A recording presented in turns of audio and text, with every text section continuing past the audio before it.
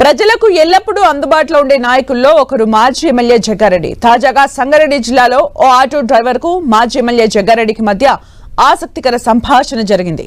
రోడ్డుపై auto driver తో కాసేపు మాట్లాడారు జగ్గారెడ్డి.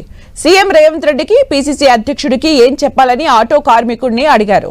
దీనికి బదులుగా ఆటో కార్మికుడు ఆటో ఛార్జీలు పెంచాలని, అలాగే సీఎం రేవంత్ ఆటో కార్మికులకు ఇస్తానన్న 10,000 రూపాయలు ఇవ్వాలని కోరాడు.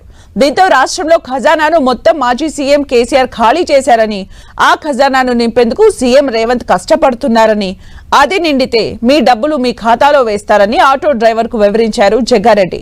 ఆటో కార్మికుల సమస్యలు సీఎం రేవంత్ రెడ్డి దృష్టికి తీసుకువెళ్తానని భరోసా ఇచ్చారు మాజీ ఎమ్మెల్యే జగ్గారెడ్డి.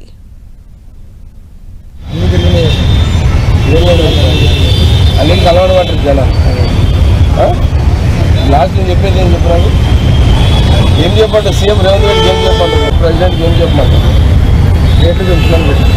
ఎంత పెంచమంటారు? 15 రూపాయలు ఇవ్వమంటున్నా, కిలోమీటర్కి 15 రూపాయలు.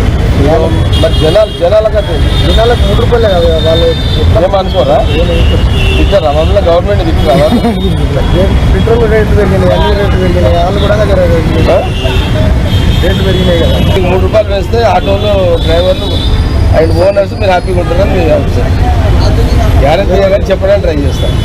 ఈ 10,000 కూడా ఇవ్వండి సార్. ఆటోలకు 10,000 ఇస్తామన్నారు, ఆటోలకు 10,000 ఇస్తామన్నారు కదా, అది కూడా అంటే అది కరెక్ట్గా చేయాలనే ఉంది. డబ్బులు లేవు, కేసీఆర్ పుణ్యమని ఖజానా ఖాళీ చేసిపోయింది అంట. అది ఎట్లా భర్తీ చేయాలో రేవంత్ రెడ్డి అండ్ మహేష్ గౌడ్ చూస్తున్నాడు.